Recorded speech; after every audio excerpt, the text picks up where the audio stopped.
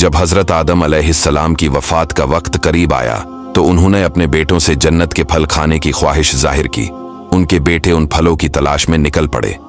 रास्ते में उन्हें फरिश्ते मिले जिनके पास हजरत आदम अलैहिस्सलाम का कफन और खुशबू थी। फरिश्तों ने उनसे पूछा, तुम लोग क्या ढूंढ रहे हो? उन्होंने जवाब दिया, हमारे अब्बा बीमार हैं और उन्हें जन्नत के फलों की ख्वाहिश है। फरिश्तों ने कहा, वापस चले जाओ, तुम्हारे अब्बा का वक्त करीब आ गया है। फिर फरिश्ते हजरत आदम अलैहिस्सलाम के पास आए। जब हजरत हव्वा ने फरिश्तों को देखा तो वो उनको पहचान गई और हजरत आदम अलैहिस्सलाम से लिपटने लगी।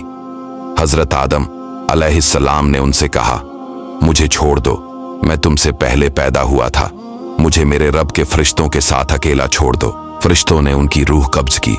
फिर उन्होंने उनके जिस्म को गुस्ल दिया, कफन पहनाया और खुशबू लगाई, उनकी कब्र खोदी। हजरत आदम अलैहिस्सलाम की नमाज जनाजा पढ़ी और उन्हें कब्र में दफन कर दिया। दफन करने के बाद फरिश्तों ने हजरत आदम अलैहिस्सलाम की औलाद से कहा, ए आदम की औलाद, ये तुम्हारी रिवायत होगी, यानी इसी तरह तुम मैयत को दफन करोगे। कहा जाता है कि हजरत आदम अलैहिस्सलाम की उम्र 930 साल थी। कुछ रिवायतों में आता है कि उनकी उम्र 1000 साल मुकर्रर की गई थी, लेकिन उन्होंने उसमें से 60 साल पैगंबर दाऊद अलैहिस्सलाम को अता कर दिए थे। जब मौत का फरिश्ता उनके पास आया तो हजरत आदम अलैहिस्सलाम को हैरान हुई और उन्होंने कहा कि उनकी उम्र अभी बाकी है, लेकिन फरिश्ते ने उन्हें वो वाकया याद दिलाया जब उन्होंने अपने उम्र से कुछ हिस्सा नबी दाऊद अलैहिस्सलाम को दिया था।